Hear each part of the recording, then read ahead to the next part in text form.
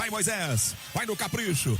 Vai Lomba, mete essa bola, correu Moisés, levantou de cabeça, tirou o corintiano, a bola vai pro fundo do campo, é escanteio, não saiu, tá valendo, bola cruzada agora de cabeça, Gil, sobrou pra Pégalos, bateu, pintou pra fora, da risca da pequena área, perde o Lucas Ribeiro, o gol, Geison! O Inter não se entrega, mas dentro de campo tá difícil, a bola não quer entrar, tá teimando. Lucas Ribeiro mais uma vez tentou o ângulo direito do Cássio.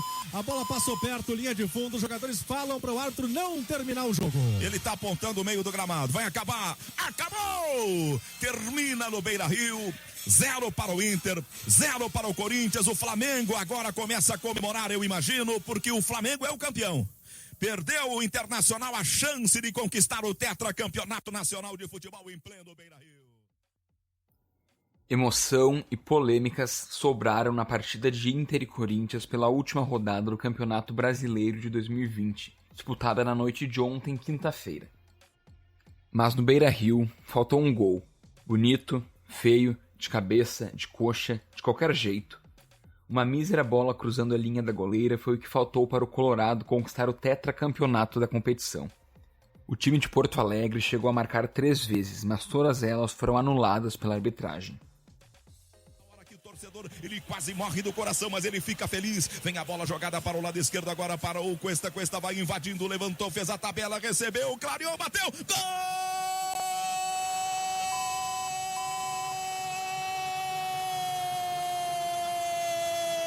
Do tetracampeonato nacional de futebol. Cuesta, ele cruzou e apareceu para fazer o gol. Entrou Abel Hernandes. O Bandeira tá dando impedimento. Eu não acredito. Edenilson. O Edenilson, o árbitro, o Bandeira está marcando impedimento. Está dizendo que estava impedido o Edenilson. Os jogadores do Inter cercaram e sim, Edenilson estava adiantado, estava em condição irregular. Esse lance aconteceu já na prorrogação no segundo tempo, aos 52 minutos, quando faltava apenas 1 para o fim da partida. Antes, na etapa complementar também, o goleiro Cássio do Corinthians segurou mal em cruzamento e deixou a bola entrar, mas o árbitro Hilton Pereira Santos marcou falta de Abel Hernandes no goleiro, em uma decisão puramente de campo. Já no primeiro tempo, o atacante Yuri Alberto teve um gol anulado por impedimento com auxílio do VAR, que também esteve presente em um lance que gerou muita polêmica e reclamação em Porto Alegre. Aos 30 minutos da etapa inicial, após uma bobeada da zaga corintiana, Moisés levou o ataque à ponta esquerda e cruzou. O lateral Ramiro vinha na marcação e conseguiu cortar, mas com o braço. Atenção, arranca pela ponta esquerda o Inter, Patrick preparou para Moisés, driblou na mão do zagueiro. Pênalti. Tá dando pênalti. É penalidade máxima para o Inter. Se apoiou e diz que estava com o braço apoiado o Ramiro. Diz que não houve, mas o árbitro marcou pênalti para o Inter.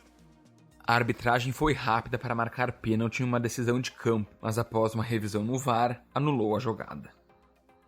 Pereira Sampaio, ele tá no VAR, a TV mostra, a gente observa aqui os jogadores do Inter, o Abel Braga tá chegando ali próximo. Ele tá vendo, nós temos a mesma imagem do VAR. A imagem do VAR é o Moisés cruzando, o Ramiro desliza no carrinho e estica o braço esquerdo, vamos ver. Ele tá num entusiasmo tremendo, apontou e disse não. Anulou o pênalti. E se o torcedor menos entusiasta dos pontos corridos no futebol apontava a falta de emoção como uma de suas críticas, a rodada final do Brasileirão provou que esse pode ser um argumento nem sempre certo. Vale lembrar que todo esse cenário dramático para o Colorado só foi possível porque o Flamengo, que chegou na rodada final como líder do Brasileirão, perdeu o seu jogo para o São Paulo por 2-1 no Morumbi. Dessa forma, bastava apenas um golzinho para a equipe de Abel Braga levantar a taça. Mas não conseguiu. Dessa forma, manteve um jejum de 41 anos sem um título nacional. Mas afinal, o que é que faltou para o Colorado se sagrar campeão brasileiro? E o que esperar desse time para a próxima temporada, que já começa daqui a alguns dias com o início do Campeonato Gaúcho? É isso que nós discutimos no Direto ao Ponto desta sexta-feira, dia 26 de fevereiro de 2021. Eu sou Eric Halpe, bem-vindos.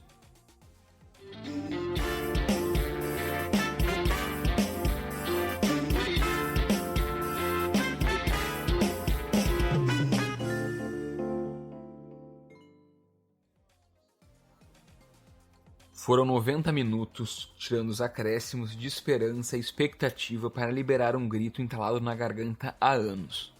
Mas depois do apito final, a decepção e a frustração dos jogadores era evidente, nos gestos, no semblante, nas falas. O meia Patrick comentou sobre esse sentimento após o confronto. Faltou um gol, né? A gente estava esperando por esse momento, 41 anos, né?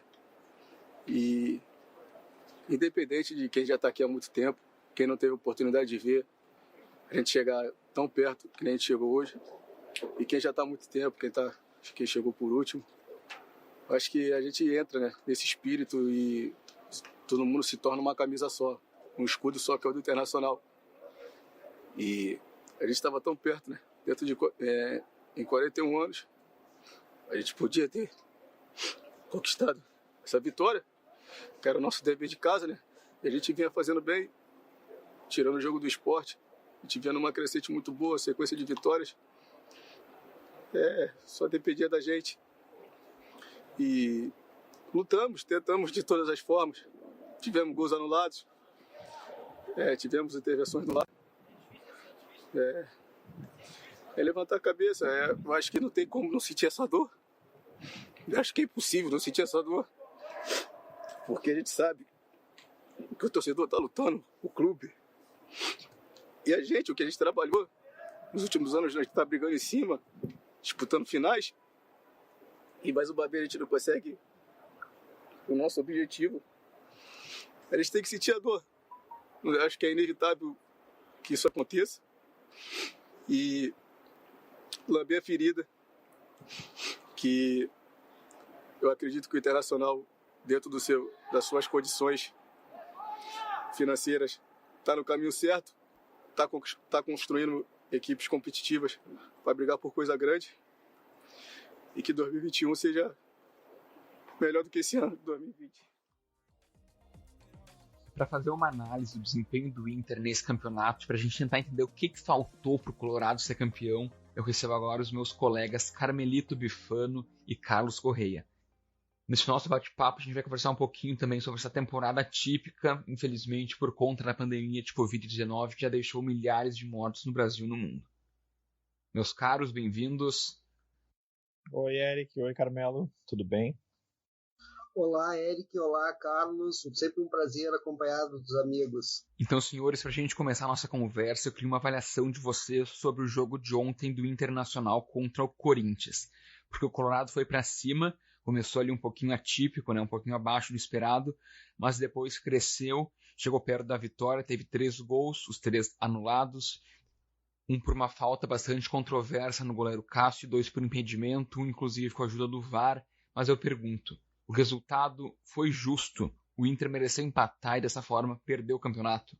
Cara, tem alguns jogos que acho que eles transcendem qualquer explicação lógica, e esse acho que vai ser um deles, assim. O pessoal tava falando muito que ele lembrou a situação de 2009, né, que o Inter também chegou na última rodada com chance de ser campeão, dependendo também de um resultado externo, que foi, naquele ano, foi Grêmio e Flamengo. E eu não sei, a mim, que não cozinho mais na primeira fervura, né?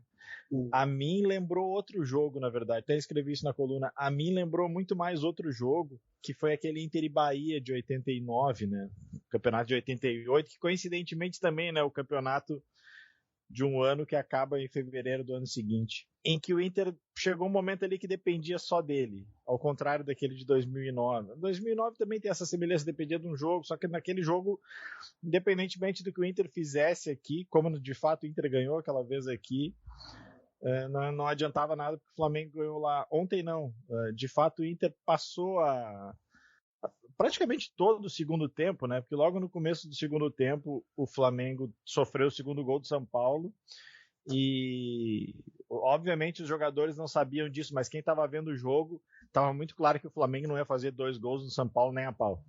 Então assim, o Inter dependia só de si mesmo, assim. E eu não sei, eu não sei se o resultado foi justo ou não. O futebol não é feito de justiça. O que eu tenho certeza, assim, não houve falta de entrega, não houve... Os jogadores... Chegou um momento ali, nos últimos 10 minutos, que os caras não conseguiam mais correr. E foram. O Moisés, Edenilson, esses caras, eu não sei como é que esses caras não acabaram o jogo morrendo de cãibra, assim. Porque o que esses caras correram ontem... Agora o Corinthians jogou bem. O Corinthians fez seu esquema ali, fechou o time. Chegou um momento que eu até achei que o Corinthians pudesse ganhar o jogo naqueles contra-ataques no final da partida. E o Inter também, a bem da verdade, né? Depois desde a última grande atuação do Inter foi contra o São Paulo. No Grenal o Inter jogou bem, mas se o Grenal acabasse empatado, não seria nenhuma injustiça. Lá pra cá o Inter não fez uma grande partida, né? Então ficou meio dentro do padrão do Inter nesses últimos jogos, assim. Não acho que seria nenhuma injustiça o Inter ganhar o jogo de ontem, mas como eu disse, né? Justiça no futebol não é lá muito presente. Carmelito? Concordo com grande parte do que o Carlos falou. Gostaria de destacar que a equipe do Inter começou o jogo ontem, para uma equipe que precisava vencer, começou com uma rotação abaixo. Talvez pelo cansaço dessa temporada maluca, jogos, uma confusão, 1000 jogos ao mesmo tempo, 1000 competições ao mesmo tempo, pandemia, muitas lesões. Mas eu acho que o Inter fez 5 pontos nos últimos 15. Pois é, justamente. O Campeonato Brasileiro é de pontos corridos, ou seja, é a soma de todas as pontuações conseguidas durante as 38 rodadas. Então, acredito que a gente não possa colocar a culpa da não vitória, do não título do Inter somente nesse jogo de ontem. Se a gente for analisar mais profundamente, o que se esperava do Inter no começo do Campeonato Brasileiro? Eu dizia que o Inter não era candidato. Claro, a gente dependia de ver como é que ia ser o trabalho do Kudê. E foi um trabalho maravilhoso, né? Apesar dele ter rompido no meio. Eu acho que o Inter chegou, fez uma excelente temporada, apesar de não ter conquistado nenhum título. E lamento não ter feito gol ontem, né? Porque não seria nenhum absurdo o Inter ter vencido esse Campeonato Brasileiro. Porque o Flamengo também, né, cara, se a gente for analisar, muitos altos e baixos, né? Eu não sei se seria justo o Inter ganhar o campeonato. Não, parei, só um pouquinho. Não existe justiça no futebol. Exato. Mas o que eu quero dizer é o seguinte, eu não sei se o Inter merecia ganhar o campeonato. E o Flamengo? Mas a impressão que eu tenho é que dos times que brigavam ali pela frente, o que menos mereceu ganhar o campeonato foi o que ganhou. Pois é. Porque a gente sabe que tem um grupo fantástico, com excelentes jogadores, e teria que render muito mais, né? O Flamengo é aquele meme que tem da mãe, dos pais com uma faixa esperando a filha na saída da formatura. Flamengo, você não fez mais do que a sua obrigação. Pior é que é isso aí mesmo. E se a gente for analisar o Inter, além de ter feito essa campanha muito boa para o nível do grupo que tem, a gente tem que analisar um pouquinho mais amplamente também. O que significa esse vice-campeonato para o Inter? Se a gente for ver, o Internacional saiu da Série B com o Odair Helma, logo em seguida terminou o Campeonato Brasileiro em segundo ou terceiro. No ano seguinte foi vice da Copa do Brasil, perdendo para o Atlético Paranaense, que é um absurdo, mas é do futebol. Futebol, a gente é apaixonado pelo futebol justamente por isso. Nem sempre o maior vence. E esse ano terminou em segundo no Brasileiro. Ou seja, o Internacional vem de uma sequência muito boa em competições. Falta o título, obviamente que falta. Mas se a gente for analisar o Inter da década de 2000, foi da mesma forma. Se a gente analisar o Grêmio do Renato Portaluppi, foi da mesma forma. O Renato chegou e conseguiu vencer, mas o trabalho vinha de antes já vinha sendo construído. Tem gente que diz que vinha lá do Filipão. Eu acho que veio a partir do Roger, mas tudo isso para dizer o seguinte: eu acho que não se deve fazer terra arrasada, eu acho que está tudo certo. A minha preocupação agora é com uma mudança muito grande pelo que a gente tem escutado, que pode ocorrer daqui para frente. Não no grupo, mas na forma de pensar o futebol. E sempre quando tem uma ruptura, a gente não sabe o que pode acontecer depois. E justamente falando sobre essa ruptura que nós teremos agora no Inter, sai Abel Braga, esse técnico histórico aí no Colorado, com vários títulos importantes na carreira. Qual o legado que o Abel deixa nessa sua passagem pelo Inter? Porque, como vocês dois bem mencionaram, o Abel chega num momento de saída do Kudê, que estava com um time bastante estruturado, tem uma certa dificuldade no começo, mas depois consegue aquela sequência de 12 jogos de invencibilidade. Agora, na reta final, tem uma queda. Qual o legado que fica para o Abel, para esse time do Inter, nessa passagem pelo Colorado? A dor, ela não é só porque nós não levamos. Uma coisa que todo Colorado quer e está esperando há 41 anos. Não. Porque nos tiraram semana passada. Ali sim existia vantagem e opinião unânime de vocês viram o que aconteceu. Eu vou começar nessa, Carlos, certo? Vai. Assim, ó, eu acho que temos que, para falar um pouquinho, para falar do Abel, a gente tem que analisar também como é que foi a saída do Kudê e como é que o Kudê levava o grupo do Inter. O Kudê levava o grupo do Inter a partir do mental e do trabalho que ele fazia dentro de campo. Mas o mental era uma coisa muito forte para a equipe conseguir jogar da forma que ele queria.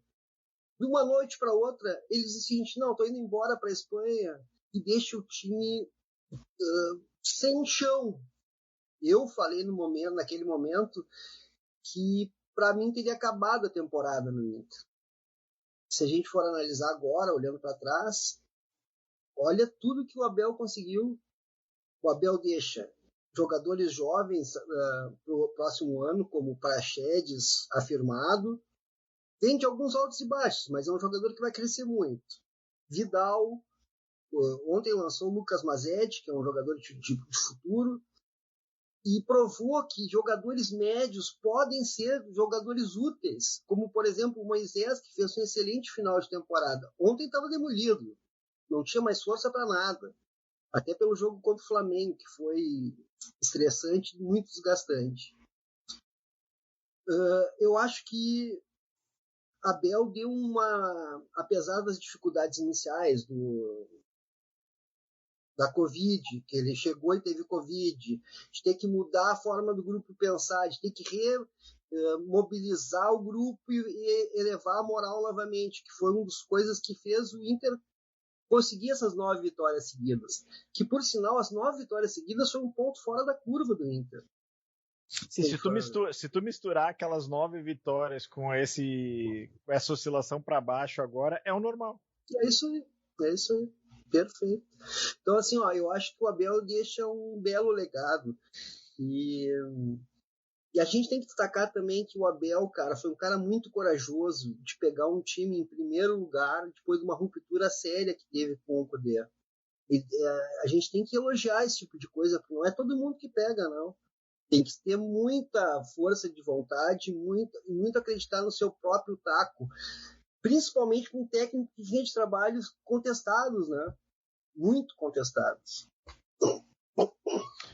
Eu acho que o Carmelo falou tá correto, para variar, né, Carmelo? Mas obrigado acho pelo elogio.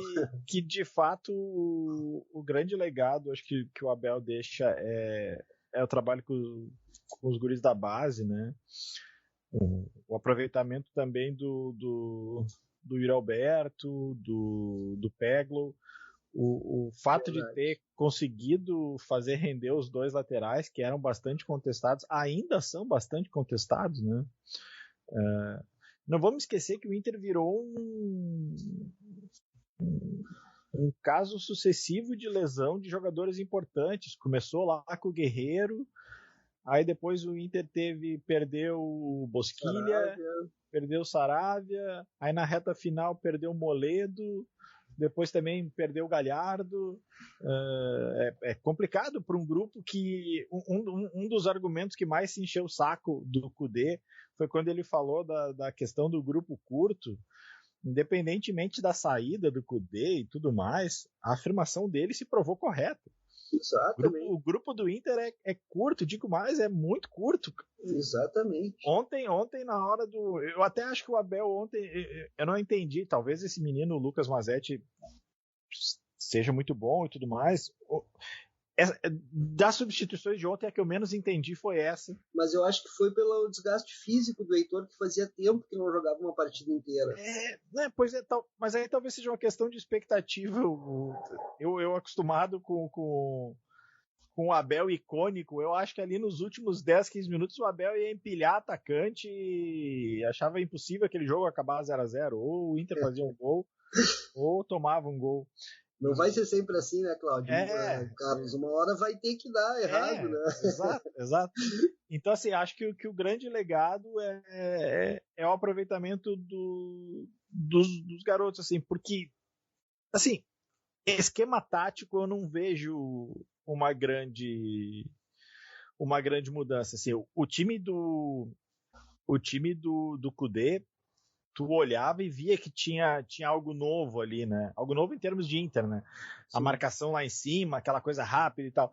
O time do Abel fez um esquema que funcionou, um time que se adaptou aos jogadores que tinha. Era o nosso conhecido pega-ratão, né? Se tu me permite, vai. Eu acho que aconteceu. Quando o Kudê saiu, o mental da equipe foi abalado. Eu acho que foi muito esperto do Abel trazer para essa equipe um futebol que ele já conhecia. Não, um futebol que ele já conhecia. Se a gente for analisar, essa forma como o Inter venceu as 9 partidas é muito parecido como o Inter atuava com o Odair. Ou seja, o grupo já tinha uma noção de como atuar daquela forma. Entendeu? Então, acho que foi bem interessante o que o Abel fez. Saiu de uma forma como ele não conseguiria fazer a equipe jogar, mas ao mesmo tempo trouxe os jogadores para uma zona de conforto, entre aspas, né? Sim. Os jogadores, os casos do Rodinei e do Moisés são emblemáticos nesse sentido. Esses jogadores, eles cresceram na base da confiança e da segurança. Exatamente.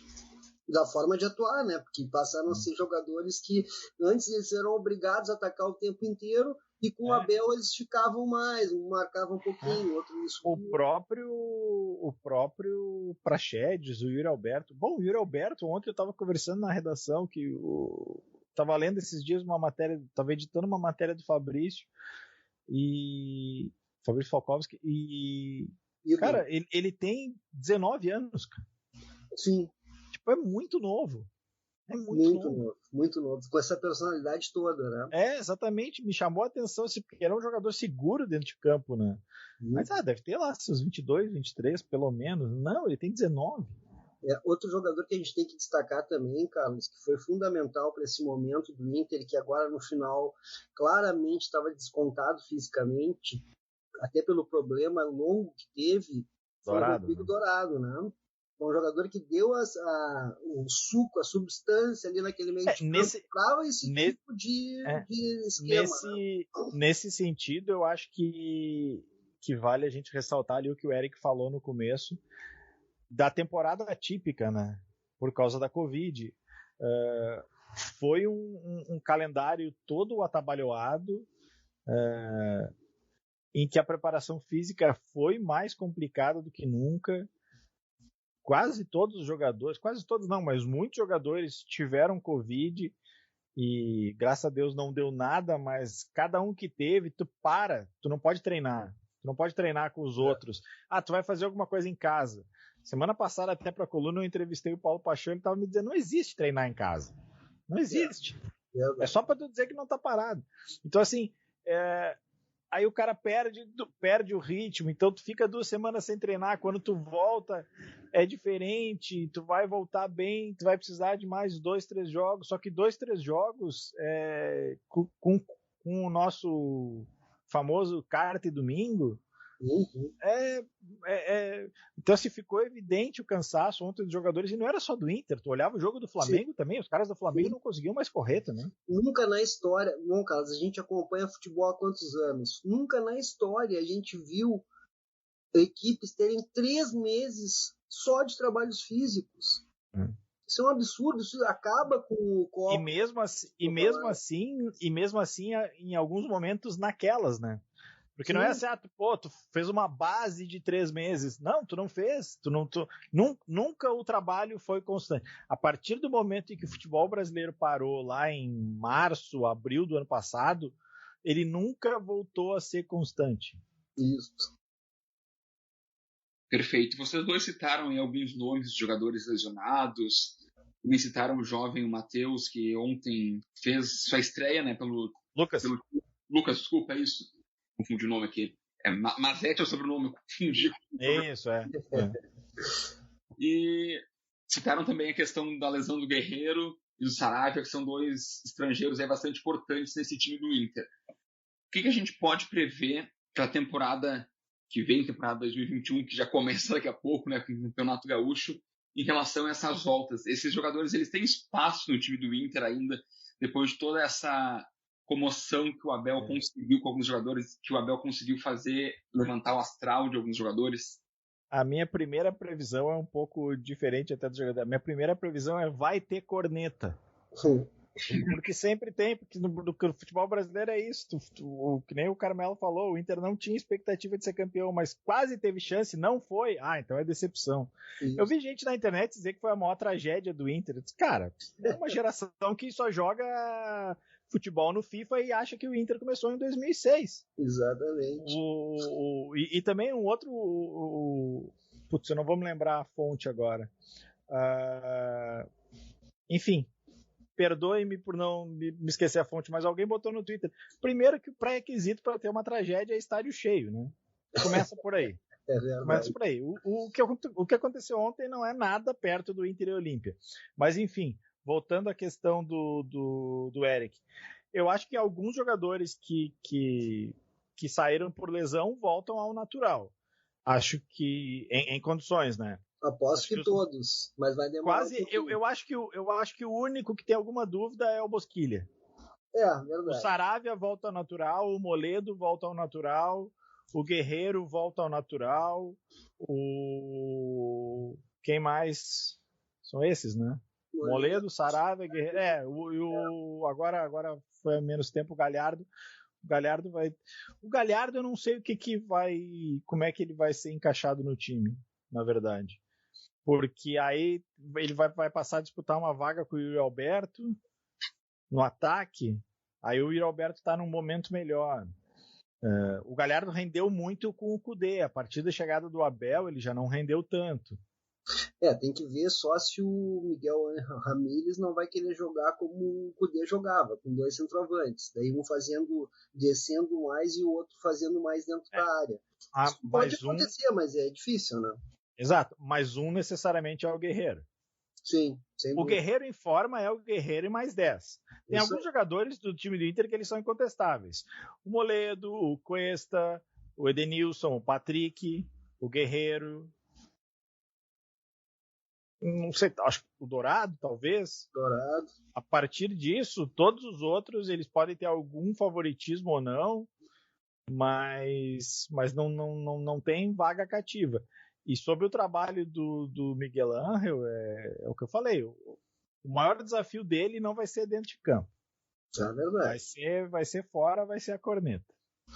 Bom, no auge das 9 vitórias do Inter, o cara nem tinha sido confirmado como treinador do Inter e a corneta já estava pegando. Sim, ele conseguiu a façanha de ser corneteado sem ser confirmado, né? Não vai dar certo. Como assim não vai dar certo? O cara nem chegou, cara.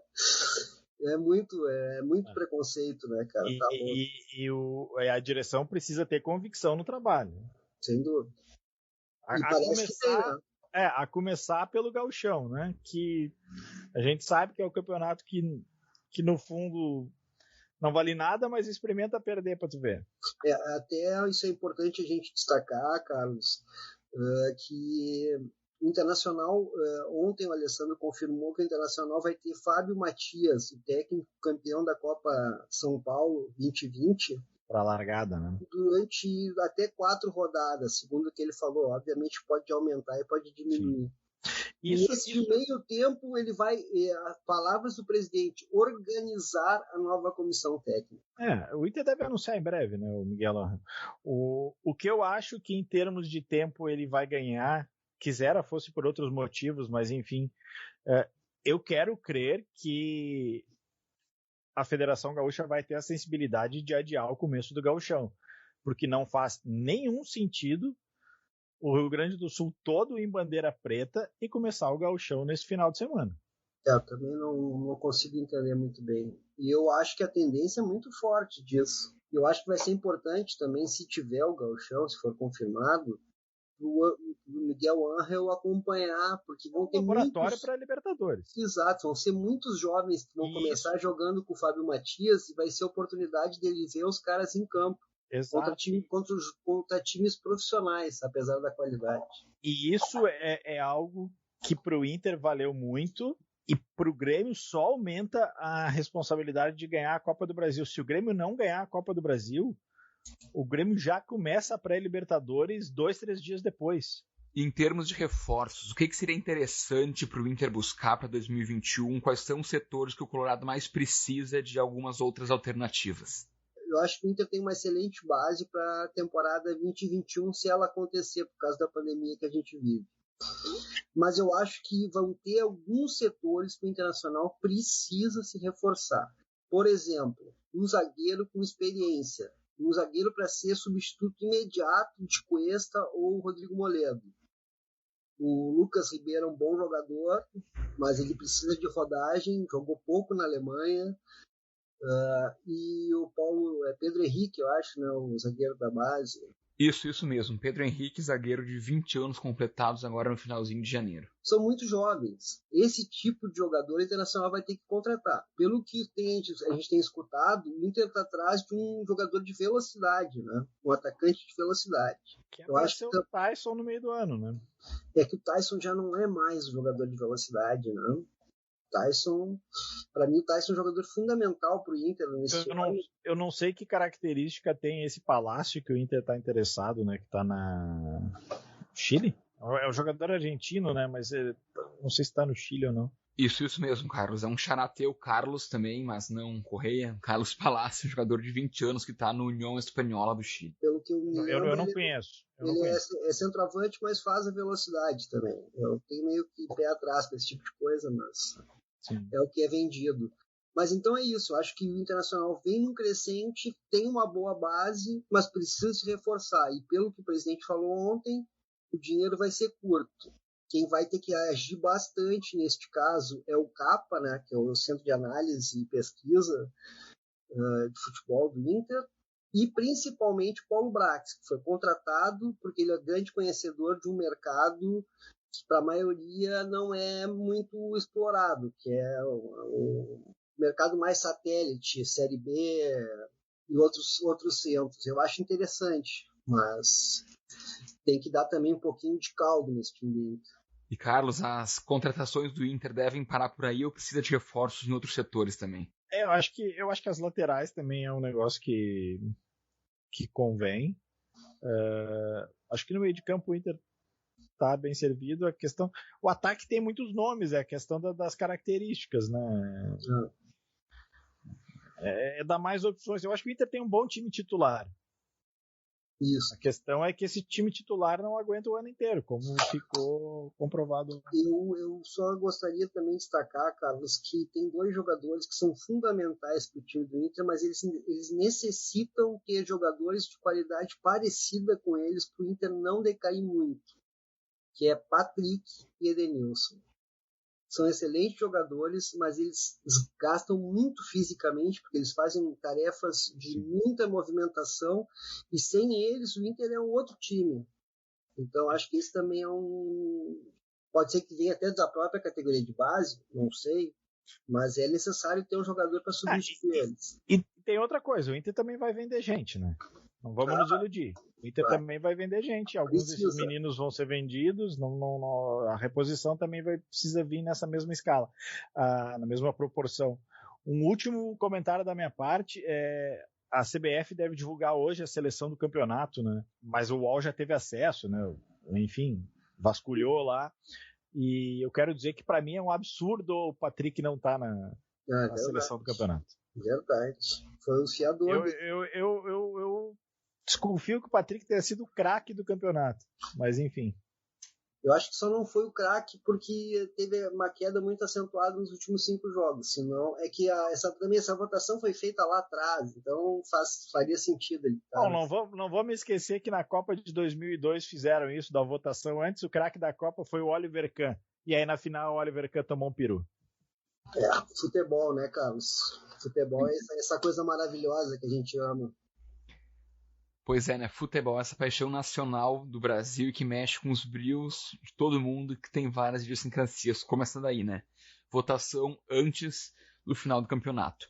Meus colegas, muito obrigado pela participação aqui comigo no Direto ao Ponto. Abraço, Eric. Abraço, Eric. Abraço, Carlos.